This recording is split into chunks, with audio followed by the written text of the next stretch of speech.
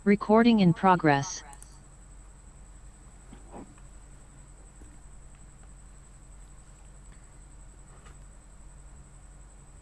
Assalamualaikum warahmatullahi wabarakatuh. Perkenalkan, nama saya Dina Novita dari Universitas Pancasakti Bekasi dengan NIM 29023700046 prodi akuntansi. Terima kasih sebelumnya kepada Bapak dosen pengampu pengantar ekonomi makro, yaitu Bapak Hendra Permadi STMMM. Kali ini saya ingin mempresentasikan UTS mengenai ruang lingkup ekonomi makro.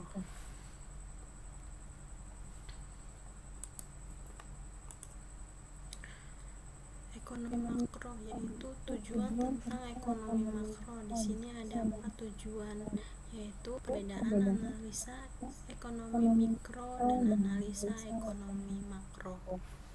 Yang kedua, berbagai permasalahan ekonomi makro. Yang ketiga itu tujuan-tujuan kebijakan makroekonomi, dan yang keempat bentuk-bentuk makroekonomi. Analisa ekonomi mikro dan makro. Ekonomi mikro dan makro adalah bagian daripada teori ekonomi. Sedangkan yang dimaksud dengan ekonomi teori adalah ilmu yang menganalisa tentang kebutuhan antara variabel-variabel ekonomi. Variabel-variabel ekonomi yang dimaksud dapat bersifat mikro ataupun makro. Di sini dijelaskan ada ilmu ekonomi, yaitu ekonomi deskriptif atau deskriptif ekonomi.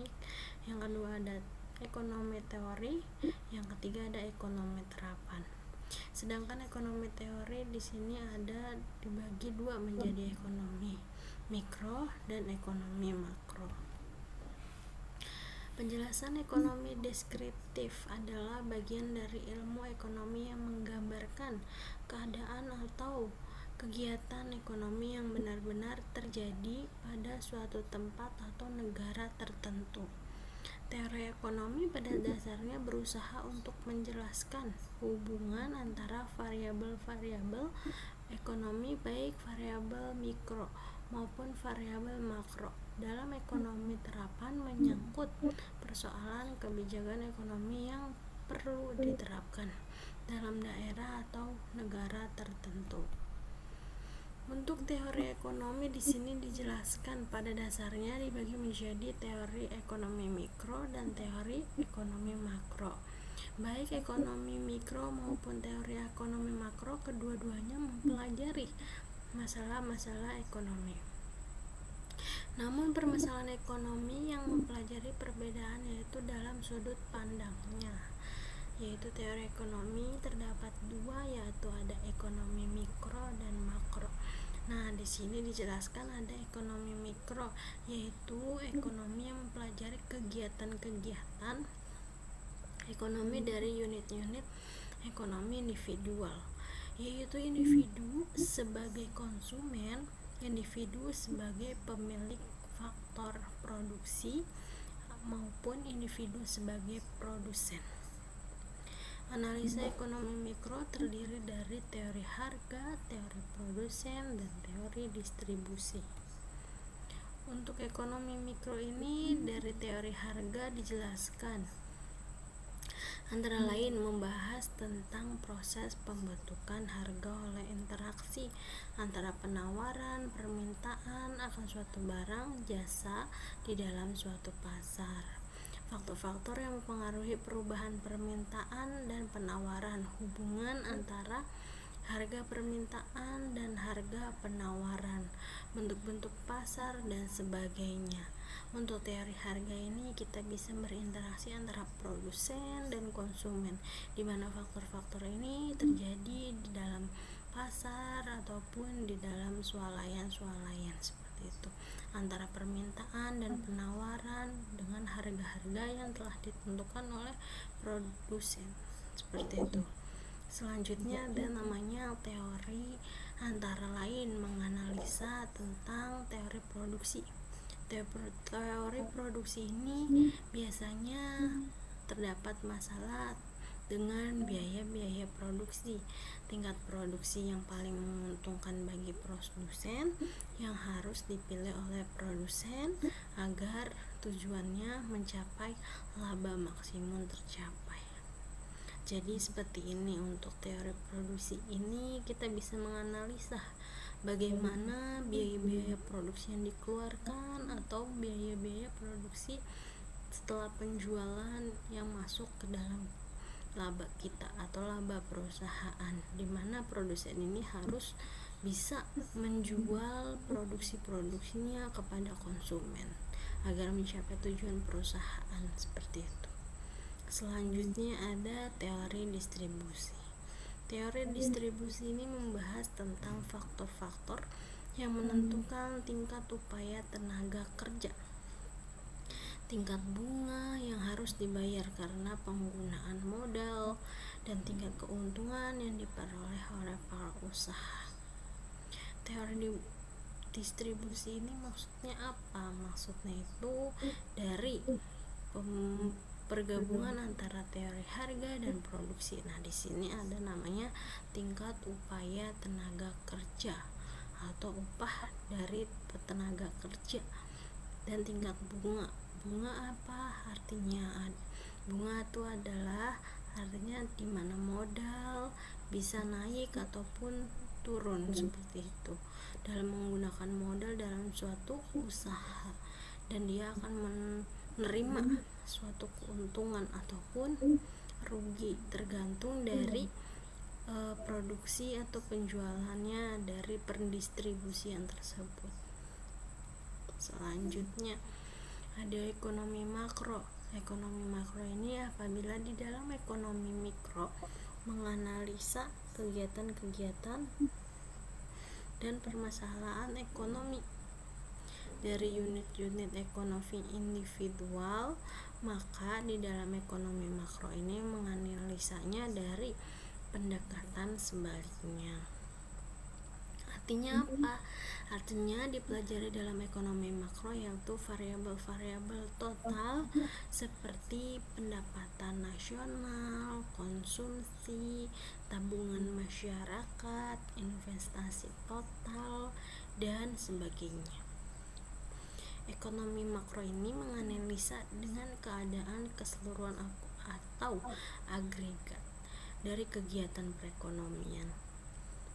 Di dalam ekonomi makro tidak membahas kegiatan yang dilakukan oleh seorang produsen, seorang konsumen, atau seorang pemilik faktor produksi, tetapi pada keseluruhan tindakan para konsumen atau para pengusaha, pemerintah, lembaga-lembaga keuangan, dan negara lain, serta bagaimana pengaruh dari tindakan-tindakan tersebut terhadap perekonomian secara keseluruhan. Jadi ekonomi makro ini lebih ke keseluruhan dari pelaku-pelaku produsen, jadi antara konsumen, para pelakunya, tapi bukan dari pemiliknya. Jadi keseluruhan yang meluas seperti itu. Selanjutnya di sini ada permasalahan dalam ekonomi makro. Ekonomi makro yang merupakan salah satu cabang ilmu ekonomi dapat membantu memecahkan permasalahan kebijakan ekonomi secara makro. Permasalahan kebijakan ekonomi makro mencakup masalah-masalah yang berkaitan dengan pengelolaan dan pengendalian perekonomian secara umum. Tugas pengendalian ekonomi makro adalah mengusahakan agar perekonomian bisa bekerja dan tumbuh secara seimbang, terhindar dari keadaan-keadaan yang dapat mengganggu keseimbangan umum tersebut. Terdapat ada masalah-masalah ekonomi makro, yaitu ada 3. Yang pertama adalah masalah inflasi, yang kedua masalah pengangguran, yang ketiga masalah neraca pembayaran dan perdagangan. Selanjutnya, untuk pengertian tadi ada masalah inflasi. Masalah inflasi di sini merupakan salah satu masalah ekonomi yang selalu dialami oleh hampir semua negara. Pembicaraan tentang inflasi selalu dikaitkan dengan kenaikan harga, karena harganya yang indikator penting daripada inflasi. Yang dimaksud inflasi apa? Yang dimaksud inflasi yaitu suatu keadaan di mana tempat kecenderungan kenaikan harga-harga ini secara umum dan terus-menerus. Dengan demikian, kalau dalam masyarakat terjadi kenaikan satu atau beberapa barang yang bersifatnya sementara, maka kondisi semacam ini tidak dianggap sebagai inflasi. Oleh sebab itu, kondisi semacam itu tidak dianggap sebagai suatu masalah dan tidak diperlukan kebijakan khusus untuk mengatasinya. Nah, masalah inflasi ini dapat dilihat di sini ada 3. Walaupun inflasi tidak secara otomatis menurunkan standar hidup, namun inflasi tetap merupakan masalah karena 3 alasan. Yang pertama, inflasi dapat mengakibatkan redistribusi pendapatan di antara anggota masyarakat. Yang ketiga, inflasi dapat menyebabkan penurunan efisiensi ekonomi. Yang ketiga, inflasi dapat menyebabkan perubahan output dan kesempatan ke dalam masyarakat. Nah, tadi ada namanya masalah pengangguran yang kedua. Nah, di sini masalah pengangguran dapat dijelaskan yaitu terjadi karena adanya tenaga kerja atau angka kerja lebih tingkat kesempatan kerja yang tersedia. Faktor-faktor yang menimbulkan pengangguran ada apa saja? Yaitu faktor utamanya yang menimbulkan yaitu kekurangan pengeluaran agregat para pengusaha produksi barang dan jasa dengan maksud mencari keuntungan. Yang kedua, keuntungan tersebut hanya akan diperoleh apabila para pengusaha dapat menjual barang yang mereka produksikan. Yang ketiga, semakin besar permintaan, semakin banyak barang atau jasa yang mereka wujudkan. Yang keempat, kenaikan produksi yang dilakukan akan menambah penggunaan tenaga kerja. Yang kelima, dengan demikian terdapat hubungan yang erat di antara tingkat pendapatan nasional yang dicapai dengan penggunaan tenaga kerja yang dilakukan. Jadi ada 5 faktor yang menimbulkan pengangguran. Yang pertama itu kekurangan pengeluaran, keuntungan yang hanya didapat oleh para usaha, semakin besar permintaan malah semakin dikit pekerjanya, kenaikan produksinya itu tidak menambah, dengan demikian tidak ada pendapatan yang dicapai, seperti itu. Selanjutnya, yang ketiga tadi ada masalah neraca perdagangan dan neraca pembayaran ataupun sebaliknya. Dua neraca ini penting dalam suatu neraca pembayaran adalah neraca perdagangan dan neraca keseluruhan. Neraca perdagangan ditunjukkan untuk perimbangan di antara sektor ekspor dan impor. Sedangkan neraca keseluruhan menunjukkan perimbangan di antara keseluruhan aliran pembayaran ke luar negeri dan keseluruhan penerimaan dari luar negeri, seperti itu. Ada defisit neraca pembayaran, berarti pembayaran ke luar negeri ini melebihi penerimaan dari luar negeri. Salah satu faktor yang penting yang menimbulkan masalah ini adalah impor melebihi ekspor, seperti itu. Nah, selanjutnya ada namanya tujuan-tujuan kebijakan makroekonomi. Setiap kebijakan ekonomi bertujuan untuk mengatasi masalah ekonomi yang dihadapi. Berdasarkan masalah-masalah makroekonomi, menurut Sukirno disebutkan tujuan-tujuan kebijakan makroekonomi dibedakan 5 aspek tahun 2006 nomor 22, yaitu ada menstabilkan kegiatan ekonomi. Yang bertujuan untuk stabilkan ekonomi berarti pula keinginan untuk menghindari fluktuasi yang tajam dalam kegiatan ekonomi dari waktu ke waktu. Yang kedua, mencapai tingkat penggunaan tenaga kerja, yaitu kesempatan kerja penuh tanpa inflasi. Pada umumnya, berbagai negara tidak dapat terus-menerus mencapai penggunaan tenaga kerja penuh. Yang ketiga, menghindari masalah inflasi. Inflasi menimbulkan beberapa akibat buruk atas kesejahteraan masyarakat dan kegiatan perekonomian. Selanjutnya yang keempat, menciptakan pertumbuhan ekonomi yang tangguh. Ada dua alasan yang menyebabkan suatu negara harus berusaha mencapai pertumbuhan ekonomi yang tangguh.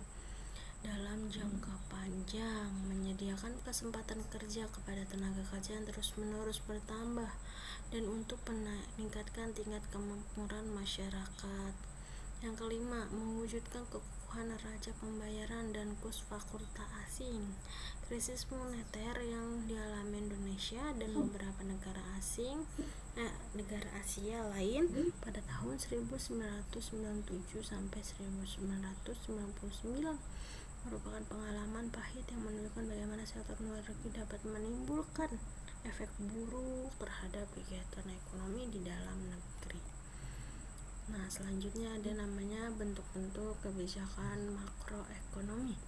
Di sini ada bentuk kebijakan fiskal, kebijakan moneter, serta kebijakan segi penawaran. Kebijakan fiskal meliputi langkah-langkah pemerintah membuat perubahan dalam bidang perpajakan dan pengeluaran pemerintah dengan maksud untuk mempengaruhi pengeluaran agregat dalam perekonomian. Sedangkan kebijakan moneter ini meliputi langkah-langkah pemerintah yang dilaksanakan oleh Bank Sentral atau di Indonesia Bank Sentral, yaitu Bank Indonesia, untuk mempengaruhi pengubah penawaran uang dalam perekonomian atau mengubah suku bunga dengan maksud untuk mempengaruhi pengeluaran agregat. Yaitu yang ketiga, kebijakan segi penawaran. Salah satu kebijakan segi penawaran adalah kebijakan pendapatan atau income policy, yaitu langkah pemerintah yang bertujuan mengendalikan tuntutan kenaikan pendapatan pekerja. Seperti itu. Ya, terima kasih. Itu saja yang dapat saya sampaikan. Kurang lebihnya mohon maaf. Wassalamualaikum warahmatullahi wabarakatuh.